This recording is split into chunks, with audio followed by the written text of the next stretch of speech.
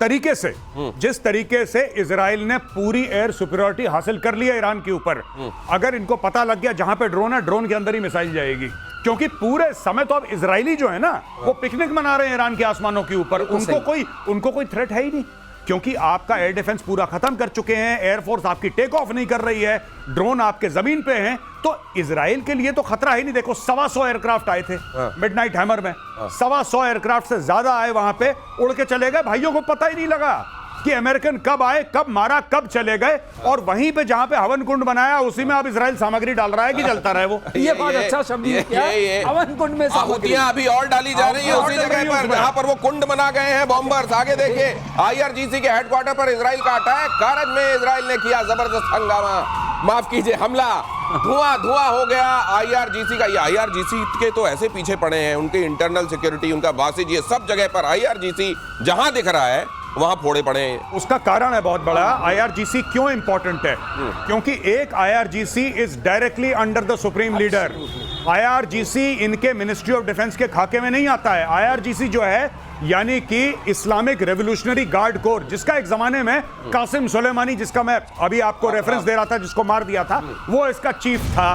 तो ये जो है ये डायरेक्टली खमेनेई के अंडर आते हैं। इसका एक बहुत बड़ा भौकाल है, इनका ईरान की पॉलिटिक्स, ईरान की मिलिट्री पे एक वर्चस्व है। तो जब आप IRGC को मारते हैं, आप खमेनेई को मारते हैं, इसलिए IRGC को मारना इंपॉर्टेंट। दिनेश, और मैं थोड़ा सा ऐड कर दूं, IRGC जो है 79 के बाद आई है रेवोल्यूशन को प्रोटेक्ट करने के लिए। जैसे सेकंड वर्ल्ड वॉर में नाजीज के पास SS कैप्टन होते थे, SS मेजर होते थे। तो ये समझ लीजिए कि उनकी सेना के अलावा ना ये उनकी धार्मिक सेना है।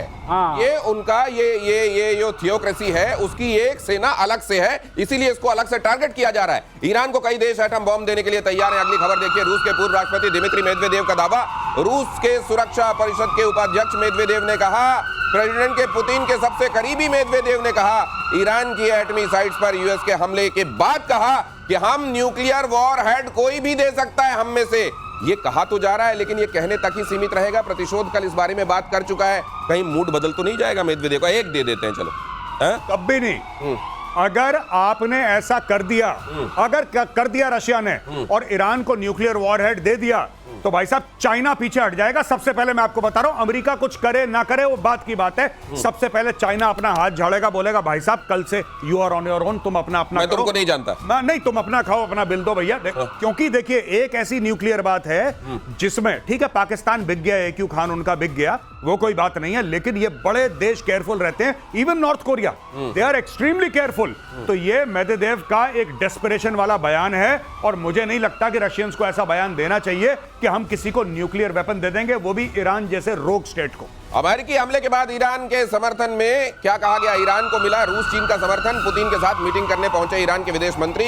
ईरान ने कहा इन हालातों में रूस ईरान का करीब आना बेहद जरूरी। अब आप जो ये कह रहे हैं, एक तरफ वो स्टेटमेंट कि हम दे सकते हैं न्यूक्लियर, या कोई भी दे सकता है हम में से जो साथ खड़े हैं, और साथ में ये कहना कि हमको चीन के साथ, दोनों को साथ में आना बहुत जरूरी। देखिए साहब, सिंपल सी बात है, चीन को आज की फिक्र क्या है कि अगर हॉर्मुज ब्लॉक हो जाता है तो हमारे बिजनेस में क्या फर्क पड़ेगा। दूसरी चीज, जो चाइना ने इन्वेस्टमेंट बात करी है ईरान के अंदर, जो कह रहा है कि 400 अरब डॉलर के जो उसने MOU साइन करे हैं, उसका क्या होगा? ईरान के तेल क्या क्या होगा? देखिए चाइना की यह फिक्र है, चाइना की यह फिक्र नहीं है कि ईरान में हो क्या रहा है, यानी कि जो ईरान में हो रहा है उसके बाद नतीजे क्या हैं, उसकी चाइना को फिक्र है। तो यहाँ पे ये जो ये कहा जा रहा है, अब जैसे इन्होंने कहा कि किसी भी समय स्पाइरल ऐसा भड़केगा, इसका हाथ से बाहर चले जाएगा, कंट्रोल आप कुछ नहीं कर पाएंगे, चीन कह रहा है।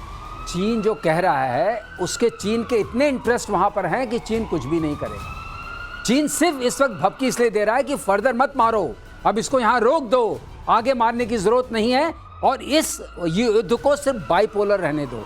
मतलब it is between Iran and Israel. रूस भी नहीं आने वाला, मैं बिल्कुल आंकड़े से एकदम सहमत हूं, कोई नहीं आएगा इसमें, क्योंकि किसी का इसमें भला दिखता नहीं है। और जहां तक परमाणु बम की बात है, अरे वो कौन किसको देगा? वो दे दिया तो आपने हंगामा क्रिएट कर दिया, you created a different kind of something like this. आपकी चादर है, आपने बीच में बम रख दिया, चादर का क्या होगा? चादर का क्या होगा? लेकिन सर हॉर्मुज के अगर चोक कर दिए जाने की वजह से ये चिंता है, तो हॉर्मुज के चोक करने से होगा क्या, और क्या चीन की सबसे बड़ी चिंता है?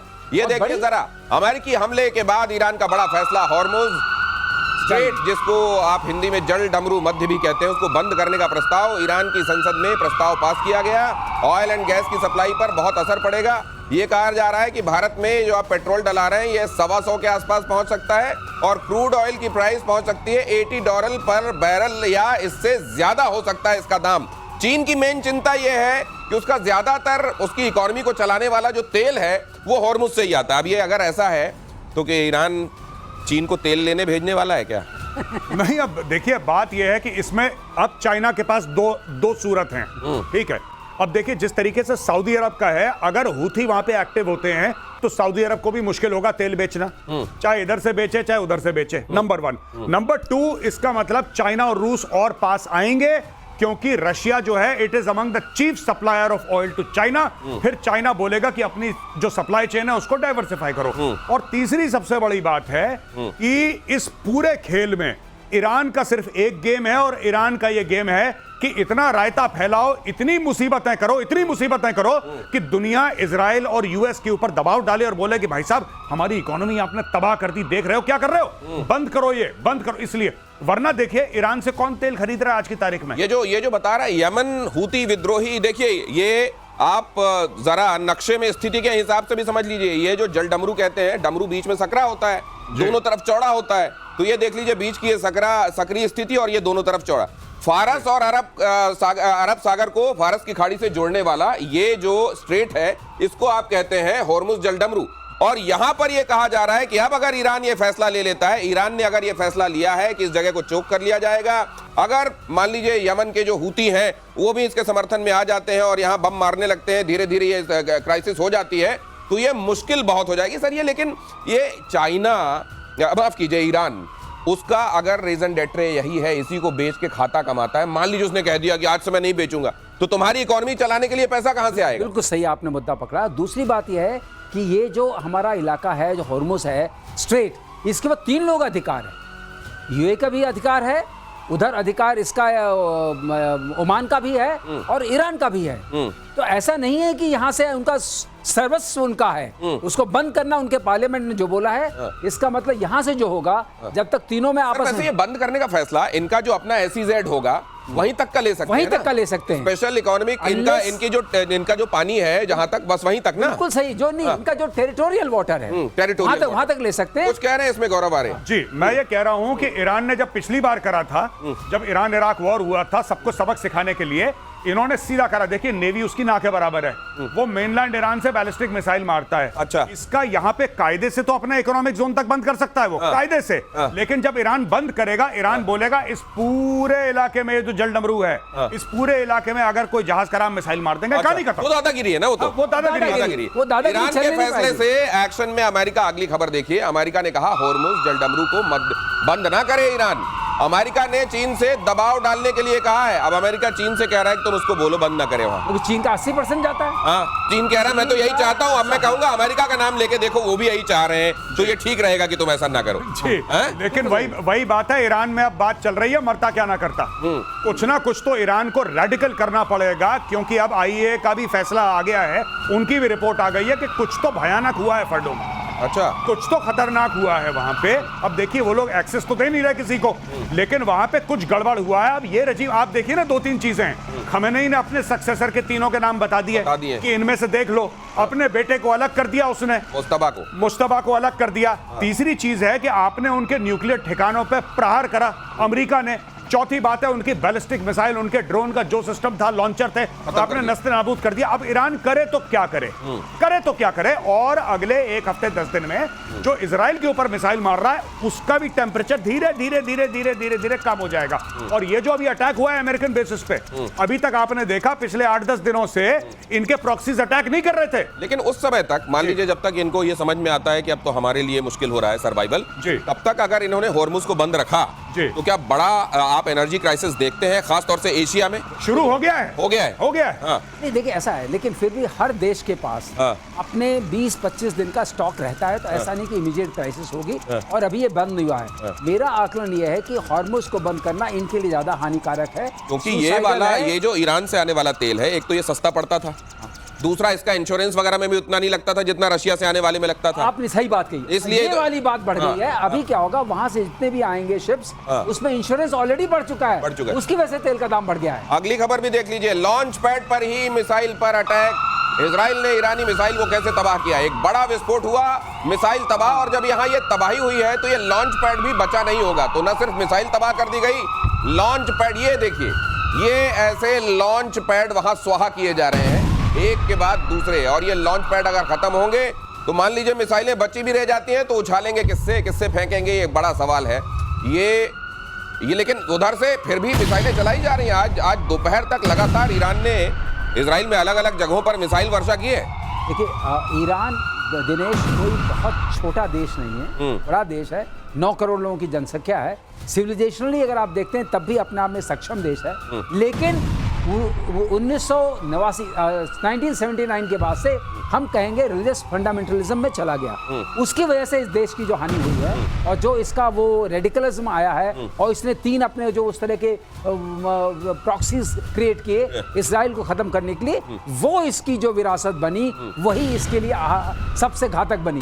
अब बात यह है कि ये लोग, ये देखिए, एक क्षमता देखिए इजराइल की कि लॉन्च पैड पर ही मिसाइल को देख करके मार दिया। ये बहुत बड़ी क्षमता है। अगर आप ये चाहते हैं, इसका मतलब आपका सैटेलाइट ऑब्जर्वेशन कंटिन्यूअस है, आप जानते हैं कहां से लॉन्च होने वाला है।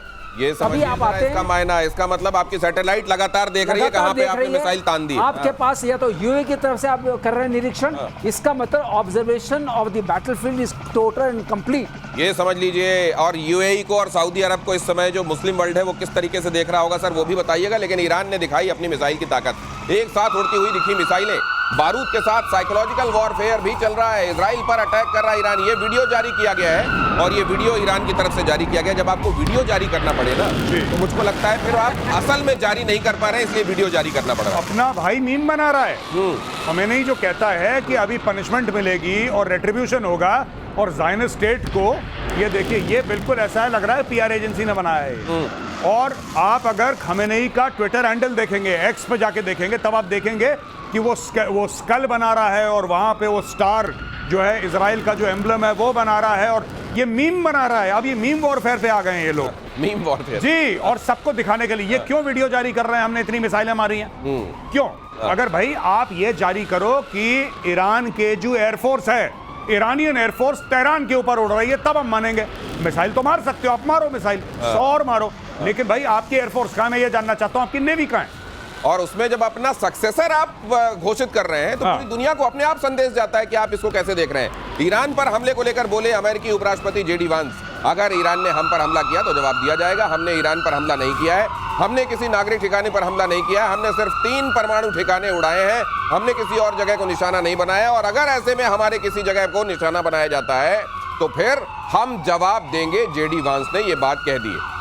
यहाँ ये भी जानना बहुत जरूरी है कि ये जेडी वांस जो कह रहे हैं, बाकी नेता जो कह रहे हैं और ट्रंप जो कह रहे हैं, ट्रंप कह रहे हैं let's make Iran great again, उसी में सब कुछ छिपा हुआ है। अमेरिकी विदेश मंत्री मार्को रूबियो का बयान, अभी ईरान के खिलाफ कोई सैन्य कार्रवाई की योजना नहीं है। नेक्स्ट ब्रेकिंग फ्लैश कीजिए, अमेरिका और अमेरिकी हितों पर हमला मंजूर नहीं, अगर अमेरिका पर हमला किया तो परिणाम गंभीर होंगे।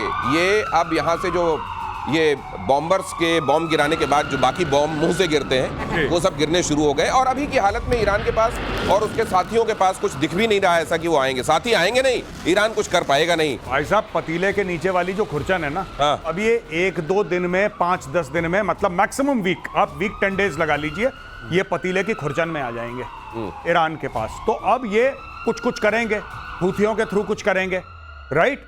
कुछ हो सकता है कि हिजबुल्लाह के कमांडर को 4 दिन पहले इजराइल ने निपटा दिया, किसी और आतंकवादी संगठन के थ्रू कुछ ना कुछ करने की कोशिश करेंगे।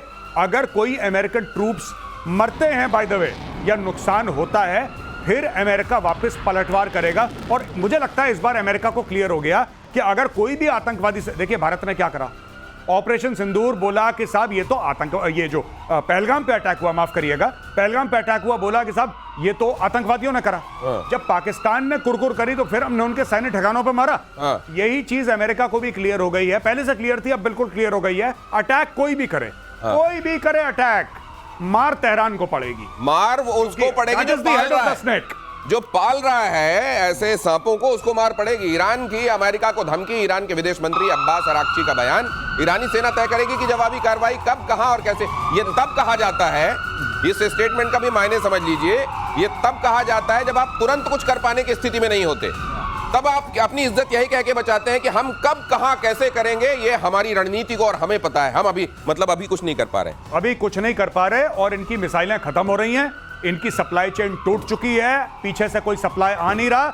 जितने बचे कुचे हैं बम वो इस्तेमाल करके वीडियो बना रहे हैं भाई लोग, जो आप देख रहे थे। बस इतना ही है। अब ये वीडियो बनवा लो इनसे। एक्चुअली ये बम भी नहीं है वीडियो में, ये तो AI वाला है। हाँ, इसमें कोई नहीं लग रहा है किस टाइप का। ऐसे कैसे आप लॉन्च करते हैं? वो जो मिसाइलें जा रही हैं, कोई परेड थोड़ी ना हो रही है। ऐसा थोड़ी है दिवाली में कई रॉकेट में आपने आग लगा दी। मुझे भी डाउट है कि AI का है। आप बताइए, परेड थोड़ी ना हो रही है, लेकिन जारी किया गया है वहां से। तो इसका मतलब कोई दुश्मन आएगा, मारता निकल जाएगा, मारता हुआ निकल जाएगा। अब देखिए जरा अगली खबर, न्यूक्लियर साइट पर हमले के बाद बौखलाया ईरान। खामेनेई ने सोशल मीडिया पर लिखा, दुश्मन ने बहुत बड़ा अपराध किया है, इजराइल को सजा मिलनी ही चाहिए, उसे सजा मिल भी रही है। खामेनेई ने अमेरिका का जिक्र तक नहीं, यही बात मैं कह रहा था, अमेरिका का नाम नहीं ले रहे हैं, नाम नहीं ले रहे, क्योंकि मार वहीं से पड़ी है, दर्द वहीं से आया है। और एक और बात बता दूं, मुझे तो लगता है कि ईरान के अंदर चुपचाप एक तख्ता पलट की ऑलरेडी एक साजिश हो रखी है। जो नीचे वाले कमांडर हैं उन्होंने खामेनेई को बोल दिया है कि ताऊजी आप बगल वाली कुर्सी पे बैठो, आप अदरक की चाय पियो, आप ट्वीट करो, लड़ाई वड़ाई हमारे ऊपर छोड़ दो। एक्चुअली मैं बता रहा हूं, जब मैं तख्ता पलट की बात कर रहा हूं, मैं पूरी रेजिम की बात नहीं कर रहा। मैं ये कह रहा हूं कि इसको संदेश मिल चुका है अपने कमांडर से कि सर आप कोने में बैठ के चाय पियो, अब आप रिटायर हो जाओ। कि बंकर है, बंकर में 3 कमांडर है, वही 3 कमांडर रहते हैं, उन्हीं को बता देते हैं ये वाला संदेश अब ट्वीट कर दो। वो जाके बाहर किसी ऐसी जगह से जहां ट्वीट करने पे पकड़ में ना आए, कहां से हुआ है, ऐसी जगह से ट्वीट कर देते हैं। तब तक वो 2 रहते हैं, फिर आ जाते हैं। उन्हीं में से किसी को इन्होंने अपना सक्सेसर बनाया है। मैंने तो बोला इनको, मैंने बोला था कि मैंने बोला भाई साहब, मैंने क्यों इनको बोला, ये उत्तर प्रदेश के रहने वाले हैं, बाराबंकी के। हाँ जी। तो मैंने बोला भैया अपने यूपी वाले हैं, इनको सही सलाह दे दो, ये बुजुर्ग वर्ग जो हैं यहाँ पे, खामेनेई साहब ये बाराबंकी के हैं ओरिजिनली। तो मैंने बोल दिया कि भाई साहब आप ट्वीट मत करो, यहूदी पीछे पड़े हुए हैं, वो सिग्नल पकड़ लेंगे आपका, और जहां पे मोबाइल फोन है, मोबाइल फोन के ऊपर ही गिरेगी, फिर मोबाइल फोन के ऊपर गिरेगी। तो ये सुन के उन्होंने कमांडर्स अपने। ये अगली खबर देख लीजिए, आपका कमेंट लेता हूं। ईरान के एटमी साइट पर हमले को लेकर बड़ा खुलासा, सिर्फ फोर्डो को तबाह करना चाहते थे डोनाल्ड ट्रंप। तर्क देकर नेतन्याहू ने ट्रंप को तीनों साइट्स पर हमला करने के लिए मनाया। नेतन्याहू ने जोर देकर कहा था कि mister president please finish the job, not only Fordow बल्कि बाकी 2 को भी फोड़ दो। हाँ, ये ऐसा है, ये क्यों फोर्डो भर करना चाहते थे? बताइए। वो इस्फहान, नातांज क्यों नहीं?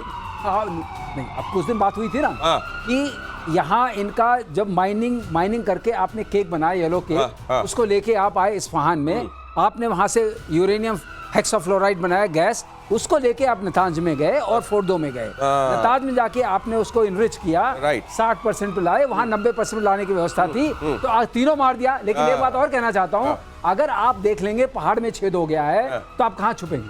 पहाड़ में डर आएगा कि नहीं आएगा? हाँ, और ऑपरेशन मिडनाइट हैमर को लेकर बड़ा खुलासा। 18 घंटे 40 मिनट की उड़ान के बाद अटैक। 12 किलोमीटर की ऊंचाई में B-2 बॉम्बर ने गिराए बॉम्ब। 7 B-2 बॉम्बर्स ने 14 बंकर बस्टर बॉम्ब गिराए। लेकिन बहुत सारे लोग कह रहे हैं कि मजाक में आपने खर्च बहुत कर दिया, रेडियो एक्टिविटी एक नहीं मिल रही, कहीं ऐसा तो नहीं है सब सरकार दिया गया माल? यही दिनेश, कई बार मैं बता चुका हूँ, आपने छेद किया 200 फुट, हाँ, और वहीं पे सब तबाही हो गई। उसके बाद आप फोड़ा आपने। सर थोड़ा बहुत तो मिलना चाहिए सिग्नल कि हाँ यहाँ अंदर कहीं। अरे आप 200 फुट पहाड़, लेकिन ये मेजर गौरव आर्य कह रहे हैं किसी को जाने तो दिया नहीं जा रहा है, क्या पता वहाँ छोटा मोटा मिलेगा, वो लीक करता हो छोटा सा, लेकिन वो अब पहाड़, जैसे सर ने कल बताया था कि जब आपने मारा वो अंदर जाके फटा 200, अब पूरा पहाड़ उसी के ऊपर गिर गया। अब बाहर आपको क्या दिखना है, वो तो दब गया उसके अंदर, ऊपर से छेद ही दिखेगा। और हाँ, और फिर वही बात है कि क्या ये अलाउ कर रहे हैं किसी को कि जाके, अगर खुले में होता तो रेडिएशन दिख जाता, ये खुले में तो है ही नहीं, तो पहाड़ के अंदर है फोटो। हाँ सही बात है, रेडिएशन ऐसे धुएं टाइप का तो दिखाई नहीं देगा कि आप देख लें दूर से आपको समझ में आ जाए। रेडिएशन तो पता चलते चलता है, या फिर राफेल ग्रॉसी बता दें तो अच्छी बात। साइंटिफिकली एक और बात है, साइंटिफिकली ये बात है कि अगर ऐसे इनरिचमेंट वाले उसमें डालते हैं प्रोसेसिंग यूनिट में, तब रेडिएशन नहीं भी होता है। कई बार रेडिएशन नहीं भी होता। ईरानी न्यूक्लियर साइट्स की नई तस्वीर से खुलासा, नतांज और इस्फहान एटमी साइट पर तबाही। नतांज परमाणु साइट पर 5 मीटर का गड्ढा, ये तो केवल दिख रहा है इससे ज्यादा बड़ा। इस्फहान परमाणु केंद्र पर भी दिख रहा है नुकसान। ये कई जगह गड्ढे दिखाई दे रहे हैं जिनको हवन कुंड कह रहे हैं अभी मेजर गौरव आर्य, और जिसमें इजराइल और बॉम्ब डाल के आहुतियां डालता जा रहा है। ये कुल मिलाकर प्रतिशोध की ज्वाला, ये अग्नि लगातार भड़क रही है और अंदेशे ये हैं कि कहीं दूसरे मुल्क भी इसमें शामिल तो नहीं हो जाएंगे। अभी तक लगता तो नहीं है, सब अपना अपना हित देख रहे हैं, लेकिन कब कहां किसका दिमाग कुछ और सोचने लगे। खास तौर से आप ऐसे मुल्कों के बारे में भी जानते हैं जो ईरान के साथ खड़े हुए हैं, जहां अभी कुछ सोचा जाता है और फ्रैक्शन ऑफ सेकंड्स में कुछ और। प्रतिशोध क्या और खतरनाक हो सकता है। निगाह रहेगी। आज के लिए धन्यवाद, बहुत धन्यवाद। जय हिंद।